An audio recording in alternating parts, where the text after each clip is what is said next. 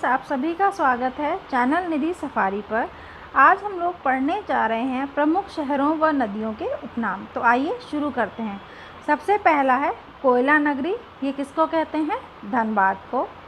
Second है 5 नदियों की भूमि, किसको कहते हैं? पंजाब को। अब आप यहाँ पे एक चीज़ गौर कर रहे होंगे, ये जो उपनाम दिए गए हैं वो किसी कारण से दिए गए हैं। जैसे धनबाद को कोयला नगरी इसलिए क्योंकि धनबाद में उचित मात्रा में कोयला मिलता है। अब बात करते हैं पंजाब की। पंजाब में 5 नदियाँ बहती हैं, इसलिए पंजाब नाम पड़ा है उस जगह का। नेक्स्ट हमारा है 7 टापुओं का नगर, यह है मुंबई, क्योंकि मुंबई में इतने टापू हैं। नेक्स्ट बढ़ते हैं आगे। बुनकरों का शहर पानीपत, क्योंकि पानीपत जो है बुनाई के लिए काफ़ी फेमस है। फिर है अंतरिक्ष का शहर, जो कि है बेंगलुरु। अंतरिक्ष का शहर बेंगलुरु क्यों है? क्योंकि बेंगलुरु जो है वो साइंस और टेक्नोलॉजी में बहुत आगे है। आगे बढ़ते हैं। डायमंड हार्बर, यह है कोलकाता। कोलकाता में हीरे अच्छी मात्रा में पाए जाते हैं और उनका काम होता है। नेक्स्ट है बेंगलुरु, इसको इलेक्ट्रॉनिक नगर भी कहते हैं। एक शहर के एक से ज़्यादा भी उपनाम हो सकते हैं, ठीक है। आगे बढ़ते हैं। और आप यह जानते होंगे जो बेंगलुरु है वो क्योंकि साइंस और टेक्नोलॉजी में आगे है, और जो टेक्नोलॉजी है आजकल मेनली इलेक्ट्रॉनिक का ही ज़माना है, इसीलिए इसको इलेक्ट्रॉनिक नगर भी कहते हैं। आगे बढ़ते हैं। त्योहारों का नगर, यह बोलते हैं मदुरई को। फिर आपका आता है स्वर्ण मंदिर का शहर, जो कि है अमृतसर, और आप सभी जानते हैं कि अमृतसर में स्वर्ण मंदिर बना हुआ है। महलों का शहर, यह है कोलकाता, क्योंकि कोलकाता में बहुत सारे महल हैं। इसके बाद नवाबों का शहर लखनऊ। लखनऊ अपनी तहजीब के लिए जाना जाता है, और लखनऊ में प्राचीन काल में बहुत सारे नवाबों ने राज किया है, इसलिए भी उसे नवाबों का शहर कहते हैं। इस्पात नगरी कौन है? जमशेदपुर। जमशेदपुर इस्पात नगरी के नाम से जाना जाता है, क्योंकि जमशेदपुर में इस्पात से संबंधित बहुत सारा काम किया जाता है। फिर आपका है पर्वतों की रानी, यह है मसूरी। आप जानते ही हैं मसूरी एक फेमस हिल स्टेशन है, जहाँ पे लोग अक्सर कर अपनी गर्मियों की छुट्टियाँ बिताने जाते हैं। तो पर्वतों की रानी क्यों कहा गया? क्योंकि वहाँ पे पर्वत हैं बहुत सारे। आगे बढ़ते हैं।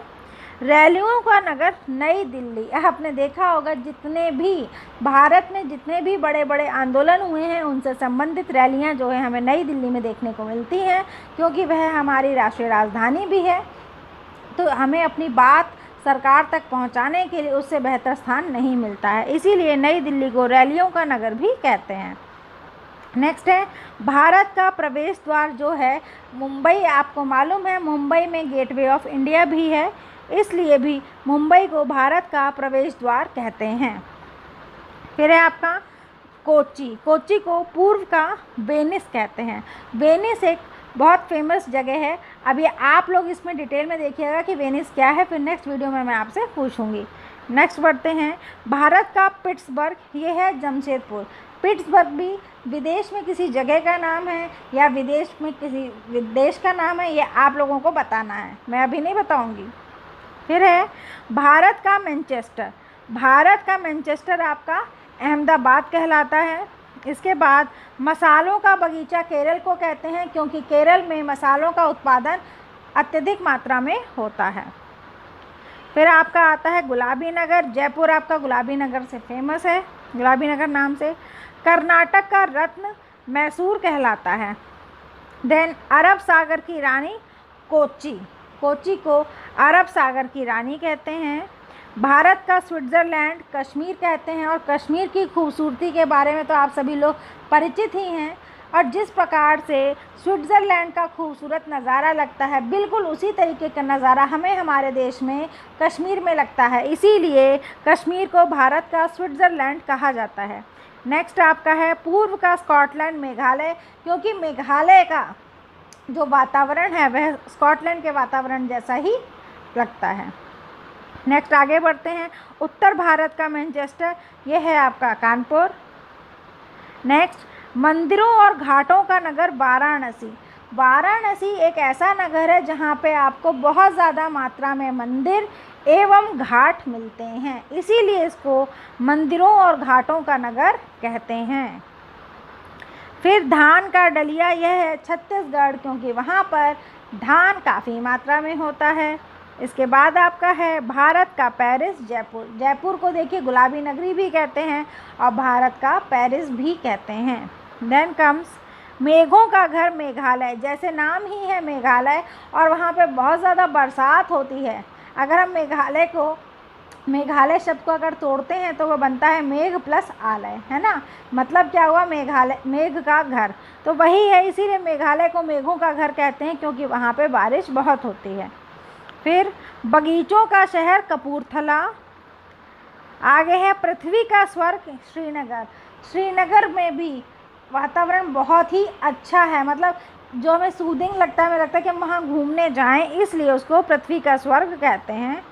फिर आपका है पहाड़ों की नगरी, यह है आपका डूंगरपुर। भारत का उद्यान, ये आपका है बेंगलुरु। फिर भारत का बोस्टन, ये है अहमदाबाद। गोल्डन सिटी, अमृतसर, ये हम बता ही चुके हैं। देखिए गोल्डन सिटी भी बोलते हैं और स्वर्ण मंदिर का शहर भी बोलते हैं। इसके बाद सूती वस्त्रों की राजधानी, यह है मुंबई। मुंबई में लगभग साल के पूरे महीने गर्मी ही रहती है, तो वहाँ पे सूती वस्त्र काफ़ी मात्रा में पहने भी जाते हैं, उत्पादन भी होता है, इसीलिए मुंबई को सूती वस्त्रों की राजधानी कहते हैं। फिर आपका आता है पवित्र नदी। पवित्र नदी क्या है, सबसे पवित्र नदी गंगा नदी है और गंगा नदी की पूजा भी होती है और वह पूजा इसीलिए होती है उसकी पवित्रता के कारण। फिर बिहार का शोक, हम कोसी नदी को कहते हैं क्योंकि कोसी नदी ही हर साल बिहार में बाढ़ लाती है। आगे बढ़ते हैं, वृद्ध गंगा। गोदावरी को वृद्ध गंगा के नाम से जाना जाता है। इसके बाद पश्चिम बंगाल का अशोक, यह है दामोदर। आज की सीरीज़ में बस इतना ही है। जब हम नेक्स्ट सीरीज़ लेके आएंगे उसमें आपको और भी उपनाम इस प्रकार से बताए जाएंगे, क्योंकि परीक्षा में सीधे सीधे उपनाम पूछा जाता है कि बिहार का अशोक किस नदी को कहते हैं। 4 ऑप्शन दिए हैं, वहाँ पे ये नहीं पूछेंगे क्यों कहते हैं, क्या कहते हैं, सीधे होगा किसे कहते हैं। तो बस आपको याद होना चाहिए कि बिहार का अशोक हम कोसी नदी को कहते हैं। उसी तरीके से पश्चिम बंगाल का अशोक किसको कहते हैं, दामोदर नदी को कहते हैं। अगर आपको यह वीडियो पसंद आया हो तो चैनल को please like, share, subscribe, comment ज़रूर करें।